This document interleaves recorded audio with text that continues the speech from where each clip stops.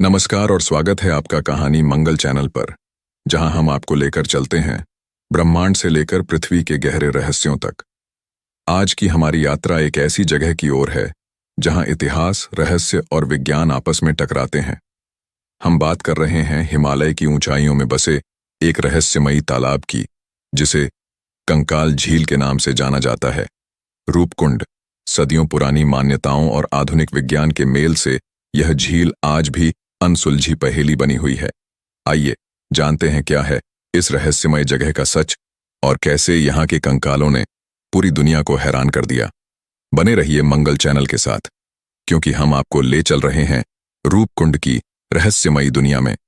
रूपकुंड उत्तराखंड राज्य में स्थित एक रहस्यमयी और ऐतिहासिक तालाब है, जिसे कंकाल झील या कंकाल तालाब के नाम से भी जाना जाता है।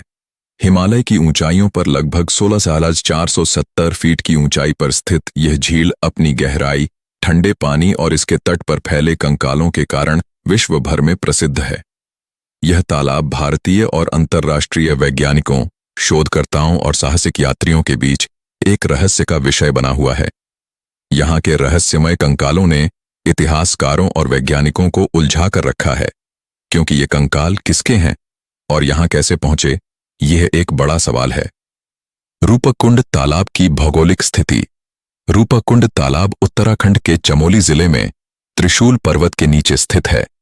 इसे ग्लेशियर फेड झील के रूप में भी जाना जाता है, जिसका क्षेत्रफल लगभग 40 मीटर है। यह झील चारों ओर से बर्फीली चोटियों और हिमालय के दुर्गम पर्वतों से घिरी हुई है। यहाँ का वातावरण बेहद ठंडा और बर्फीला रहता है और अधिकांश समय झील जमी रहती है। गर्मियों में जब बर्फ पिघलती है, तब झील के किनारे कई कंकाल दिखाई देते हैं, जो सबसे पहले 1942 में सामने आए थे। रूपकुंड का ऐतिहासिक महत्व। रूपकुंड तालाब का ऐतिहासिक और धार्मिक महत्व भी है। यहाँ की पहाड़ियों में नंदा देवी राजजात यात्रा का आयोजन होता है, जो हर 12 साल में एक बार की जाती है। यह यात्रा उत्तराखंड के प्रमुख धार्मिक आयोजनों में से एक मानी जाती है और इसमें हजारों श्रद्धालु और तीर्थयात्री भाग लेते हैं। किंवदंतियों के अनुसार रूपकुंड देवी नंदा से जुड़ा हुआ है और यह यात्रा देवी को समर्पित होती है। कंकालों की खोज 1942 में भारतीय वन विभाग के एक रेंजर को इस तालाब के किनारे कई मानव कंकाल मिले। इस खोज ने पूरे क्षेत्र में हलचल मचा दी और वैज्ञानिकों को यहाँ शोध करने के लिए प्रेरित किया। पहले यह सोचा गया कि ये कंकाल जापानी सैनिकों के हो सकते हैं, जो द्वितीय विश्व युद्ध के दौरान इस क्षेत्र से गुजरे होंगे। हालांकि बाद में वैज्ञानिक शोधों ने यह साबित किया कि ये कंकाल जापानी सैनिकों के नहीं हैं, बल्कि ये सैकड़ों साल पुराने हैं। कई शोधकर्ताओं ने इन कंकालों की जांच की, जिनसे पता चला कि ये कंकाल लगभग 850 ईस्वी के समय के हैं। यह रहस्य गहराता गया जब यह पता चला कि यह सिर्फ एक या दो व्यक्तियों के कंकाल नहीं, बल्कि 200 से अधिक व्यक्तियों के कंकाल हैं। सवाल उठता है कि इतने सारे लोग इस बर्फीले इलाके में कैसे मारे गए। प्राचीन लोक कथाएं और मान्यताएं। रूपकुंड के रहस्य को लेकर कई लोक कथाएं और मान्यताएं प्रचलित हैं। एक लोकप्रिय लोक कथा के अनुसार एक राजा अपनी गर्भवती पत्नी और अपने राज्य के नागरिकों के साथ नंदा देवी की यात्रा पर जा रहा था। उन्होंने देवी के सम्मान का उल्लंघन किया, जिसके कारण देवी ने क्रोध में आकर आकाश से भारी ओले बरसाए, जिससे सभी की मृत्यु हो गई। यह कथा नंदा देवी और रूपकुंड के बीच के धार्मिक संबंध को भी स्पष्ट करती है। वैज्ञानिक अध्ययन और निष्कर्ष। कंकालों की रहस्यमय प्रकृति ने वैज्ञानिकों को इसे गहराई से जांचने के लिए प्रेरित किया। डीएनए विश्लेषण, कार्बन डेटिंग और अन्य आधुनिक तकनीकों का उपयोग करके इन कंकालों की जांच की गई। इन अध्ययनों से पता चला कि ये कंकाल दो अलग अलग समूहों के हैं। एक समूह में कदकाठी से भारतीय उपमहाद्वीप के लोग थे, जबकि दूसरा समूह अपेक्षाकृत छोटे कद के थे, जो शायद मध्य एशिया के किसी अन्य क्षेत्र से आए होंगे। कई वैज्ञानिक निष्कर्षों से यह पता चलता है कि इन लोगों की मृत्यु सिर पर किसी भारी वस्तु के गिरने से हुई थी। यह संभवतः ओले थे, जो इस क्षेत्र में अचानक गिर गए और सभी की जान ले ली।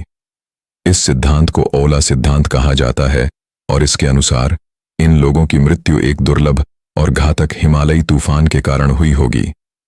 आधुनिक अनुसंधान और डीएनए विश्लेषण 2019 में रूपकुंड के कंकालों पर एक विस्तृत डीएनए विश्लेषण किया गया। इस अध्ययन में यह खुलासा हुआ कि कंकाल केवल एक ही समूह या जातीयता के नहीं थे, बल्कि इनमें से कुछ लोग भूमध्य सागर क्षेत्र से भी थे।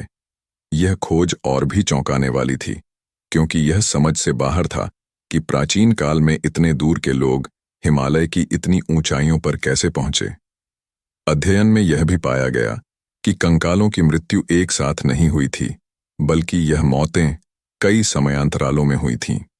रहस्य का अंत या नई पहेली। हालांकि वैज्ञानिकों और इतिहासकारों ने कई निष्कर्ष निकाले हैं, लेकिन रूपकुंड तालाब का रहस्य पूरी तरह से हल नहीं हुआ है। कंकालों की उत्पत्ति, उनकी मृत्यु का कारण और वे वहां कैसे पहुंचे, ये सवाल अब भी अनसुलझे हैं। कई सिद्धांत यह बताते हैं कि यह एक तीर्थयात्रियों का समूह था जो अचानक एक प्राकृतिक आपदा का शिकार हो गया, लेकिन डीएनए विश्लेषण से यह स्पष्ट होता है कि यह समूह अलग अलग समय में विभिन्न स्थानों से आया था। इसके अलावा इन कंकालों के साथ मिले कपड़ों, जूतों और आभूषणों से यह भी अंदाजा लगाया गया है कि इनमें से कुछ लोग सामाजिक रूप से उच्च वर्ग से संबंध रखते थे। यह संभव है कि वे धार्मिक यात्रा पर थे या व्यापार के सिलसिले में हिमालय की ओर गए थे। कंकालों को लेकर अलग अलग मत। कंकालों को लेकर कहा जाता है कि ये कंकाल एक भारतीय राजा, उनकी पत्नी और उनके सेवकों के हैं। 70 साल पहले एक बर्फीले तूफान में ये लोग दबकर मर गए थे और यहीं दफन हो गए थे। वहीं एक अलग मत के मुताबिक इनमें से कुछ कंकाल भारतीय सैनिकों के हैं जो 1841 में तिब्बत पर कब्जा करने की कोशिश कर रहे थे, लेकिन उन्हें हराकर भगा दिया गया। लौटते वक्त इनमें से 70 से ज्यादा सैनिकों की हिमालय की पहाड़ियों में मौत हो गई। एक अन्य कहानी के मुताबिक यह एक कब्रगाह हो सकती है जहां किसी महामारी के शिकार लोगों को दफनाया गया होगा। इस इलाके के गांवों में एक प्रचलित लोकगीत गाया जाता है जिसमें बताया जाता है कैसे यहां पूजी जाने वाली नंदा देवी ने एक लोहे जैसा तूफान खड़ा किया, जिसके कारण झील पार करने वाले लोगों की मौत हो गई और वे इसी झील में समा गए।